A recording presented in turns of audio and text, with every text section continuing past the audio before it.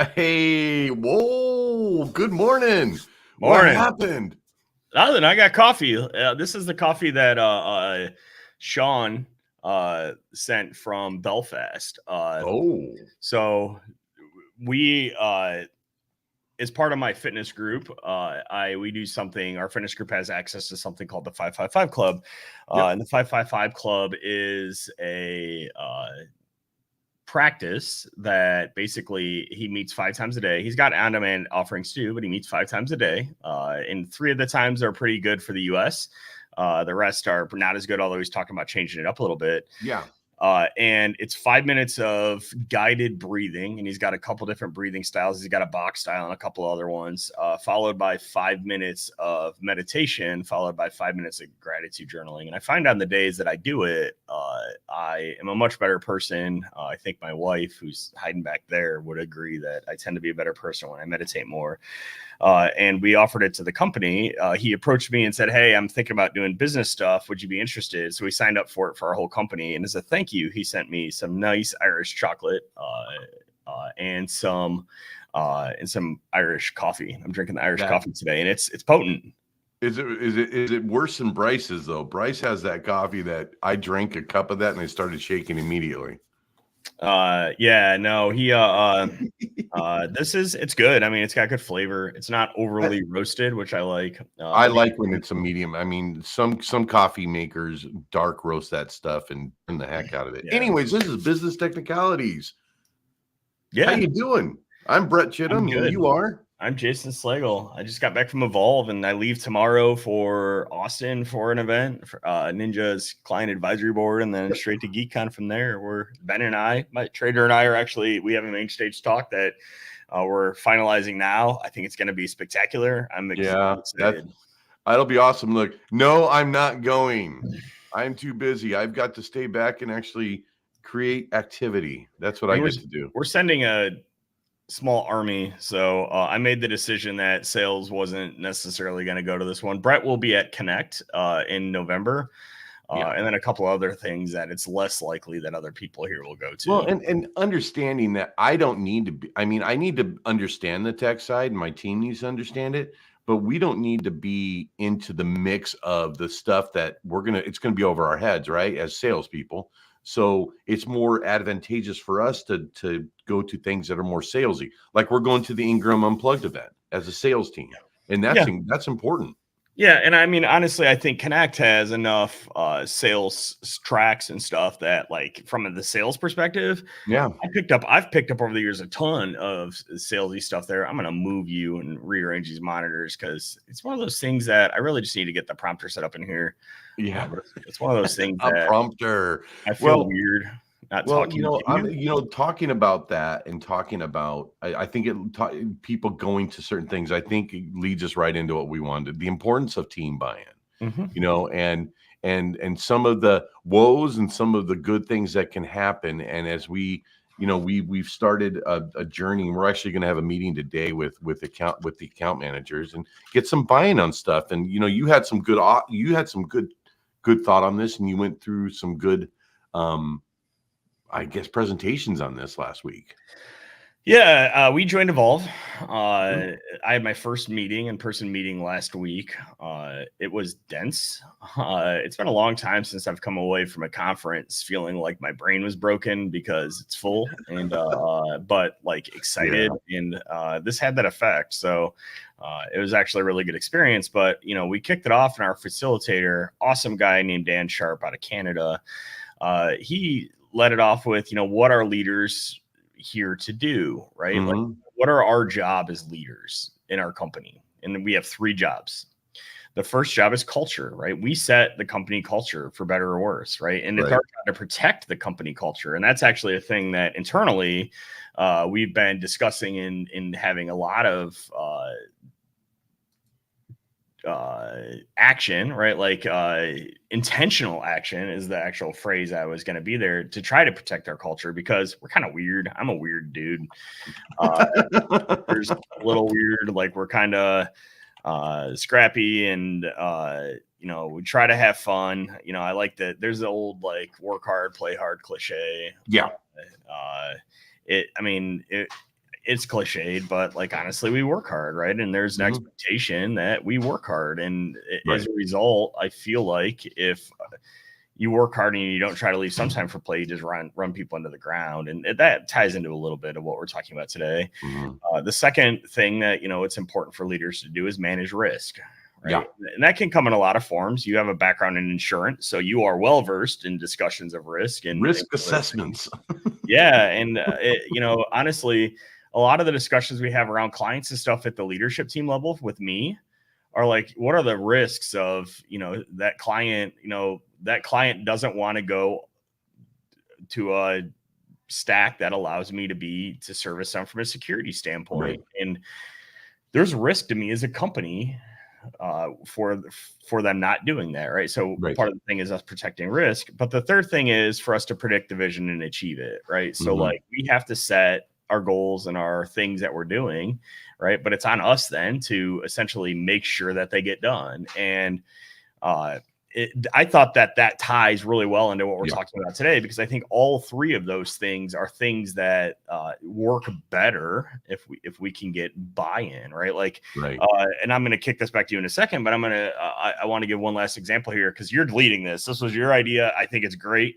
This guy, but we added a new core value at our leadership team. Yes, we did. Meeting, our annual in December, and that is start solo, thrive together. And our intention with that was, we believe in a culture where you attempt to assist yourself and then you ask for help, and you kind of, hey, I'm struggling with this thing. Here are the things I tried. Can you help me move it along? Right. I do believe in a culture of wall chucking, right? Like, you do not fire that monkey at me. Like, I do not need that monkey on my back. That's your monkey. You own it. I will help you get it off your back so it's gone, right? But you can't just make it my problem. And so I got a lot of pushback on that, right? Like, in the reality of it is that I didn't have buy-in from the company that was a core value. In the end, I actually believe, and we haven't discussed it. We had some discussions about it at our last quarterly update. But I believe they just didn't have buy-in on it because they didn't understand what we were getting at there, right? They're like, oh, you're making us feel like we're out on an island. And it's like, no, that's not the intention at all. My intention is that, like, you own problems that you own. You don't just make them somebody else's problems. And actually, a lot of the things that you're struggling and working through here, right, as you morph the account management and the sales team in general, are exactly that, right? There are problems that are account management problems that turn into services problems, or services problems that turn into account management problems. And they have to, the groups that cause those issues have to own, right, the fact that they're their problems, and they can use the other teams to do it. It's not about throwing the monkey. It's about actually, hey, I got this monkey in your back. Can you help me peel it off? Yeah. I got a new sign, by the way, and then I'm going to kick it back to you.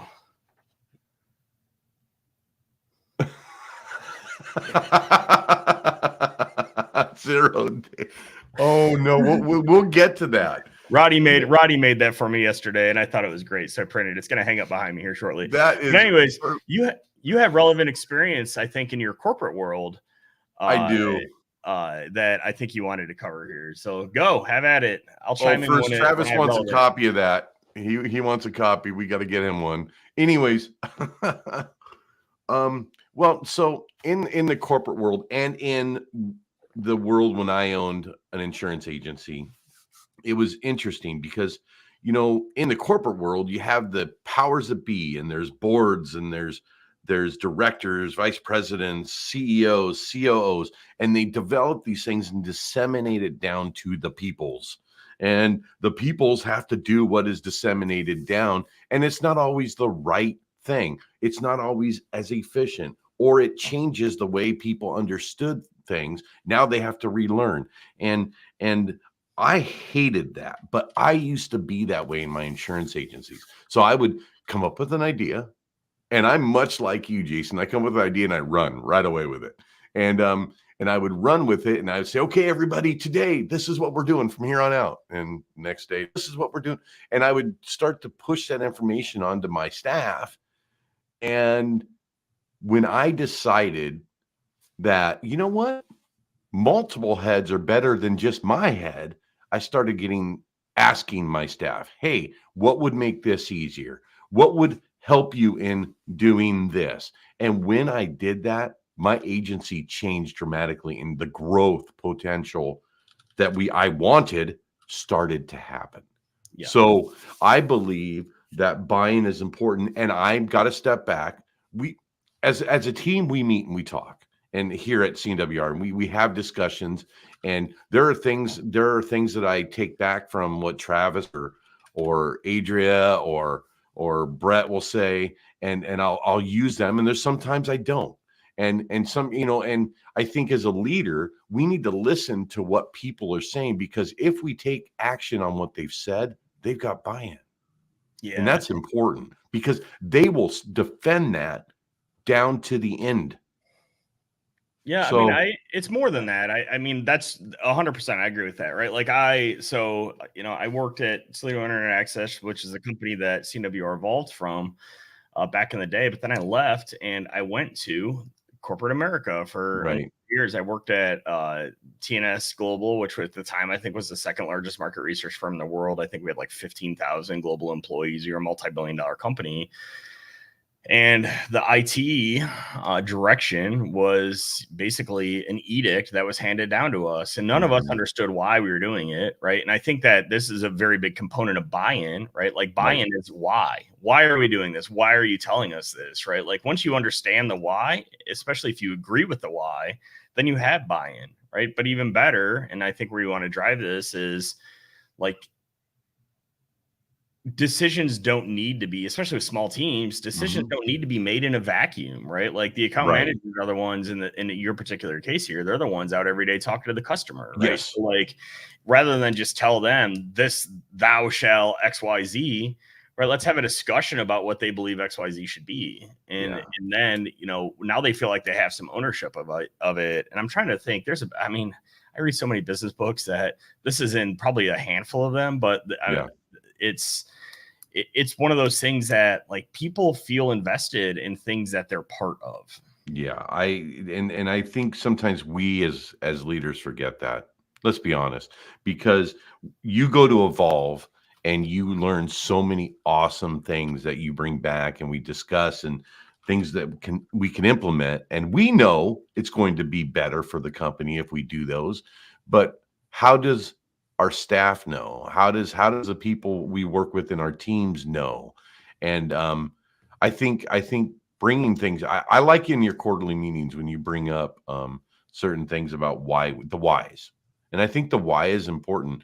My wife is working on a thing right now where the powers that be have said, we are switching from this accounting program to this accounting program. And guess what? We're doing it next week. And you're talking about a $30+ million company switching all of their accounting to a new thing. And guess who actually runs that? My wife. But the edicts above have said you're doing this. And I will tell you, my wife does not have buy-in at all. Yeah. Well, I mean, we came through an example of that yesterday, right? Like we ended up in a conversation with Matt about it and the Evolve takeaways, right? We moved from Victor Ops internally for paging to Alert Ops. We had on leadership a number of reasons that we wanted to do it. It turns out, while valid, there are some other features that we didn't really consider that are not as great in Alert Ops as they were in Victor Ops. They're better. There are features that are worse, but his team wasn't involved in that decision, and we kind of just did it. And he's getting a lot of flack from his team right now because they're very unhappy with how it's going at the moment. And we'll get through it. Right? A lot of this is just tuning and configuration, but it's the same thing, right? It's like now it's just told down from above, like, hey, we're doing this thing, and you're just gonna have to deal with it. And it's making the lives of the technical people here at our business a little bit miserable. I think I try to do a good job of making sure that we have buy-in at the leadership team before we make those decisions. Because I mean, I'll be. This is me being as transparent as I can be. I have no fucking clue what I'm doing. Right? Like I call bullshit on that. I will but call bullshit on that. you're I not think born as a president or a CEO of a company, right? Like this is uncharted territory for me, Mhm. and it will always be uncharted territory for me because I don't have any prior experience doing this to Right. lean on, right? So everything is new, and I am very cognizant of the fact that like I am not an expert and that I'm learning as I go. And so I want all of the experience that other people that are around have to do it. You ran a company, right? Yeah. You ran an agency. Tom ran Lawrence. Alan ran CNWR before I did, Yep. right? Like Matt doesn't have as much direct top end or any direct top end leadership experience, but he's got plenty of experience leading, right? Yeah. Why wouldn't I lean on my team to come to a Mhm. consensus? Now, that being said, that doesn't mean we have to have groupthink all the time, right? It No, doesn't there are some mean things that shouldn't go through. Let's face yeah, it. well, and there are, and it doesn't mean, but it also doesn't mean that we don't make decisions, right? But it's like, here is what I'm thinking, right? Like, and give me your thoughts on it. I try to get buy-in. If it's a thing I have to do, and I can't get buy-in, we still do it, Yeah. and but at least we Some attempt to get buy-in. sometimes you get flack, sometimes you don't. I like this one. If you look, um, give them kudos or credit, then they're Yeah, fully bought in. I agree with that. Because we just recently, the two teams together closed a deal. yeah, And I think what happens in that is that the credit needs to go where credit is due. And when things happen, like in our quarterlies, we can say, "Hey, the team came up with this concept, and look how it grew the company, or look what it did to make things more efficient." And and kudos is people are motivated by money in some cases, but people want recognition, I yep. believe. I I mean, there are financially motivated people, but I've not Yeah. really met anyone that isn't at least somewhat motivated by a praise, Yeah. right? Yeah. Like, I try to externally, so to people not on the team, I try to give them credit for accomplishments, right? So it's Right. like if something good happens, I didn't do it or CWR did it. The team that did it, right? And Yeah. then I try to shield if when something bad happens. Right. Oh, just so you know, I've got a meeting with Matt in 4 minutes. Yeah, that's fine. Oh, I never But like to be late to Matt meetings because his time is very golden. yeah, I mean, we knew we were only going to probably go 20 minutes today, so we Yeah. can head to the wrapping up phase of this. I mean, the horse is pretty beaten at this point, so Well, I think it's just the importance of it, and I think us sharing what happened when we decided to do buy-in was the change for the better. yeah. I'm excited about the meeting I'm gonna have with the account managers today What time is the because meeting?